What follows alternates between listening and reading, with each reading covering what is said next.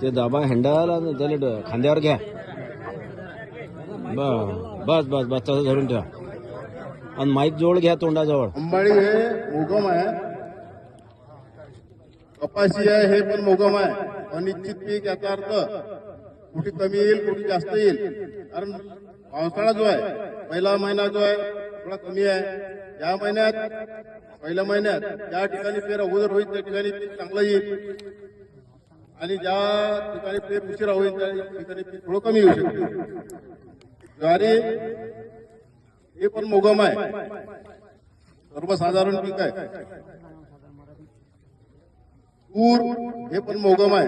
गेल्या 2-3 वर्षात तुरीचा हालचाल असे, यावर्षी काहीच हालचाल नाही, मोगम आहे. त्यामुळे पीक हे अनिश्चित आहे, कुठे कमी जास्त होऊ शकते.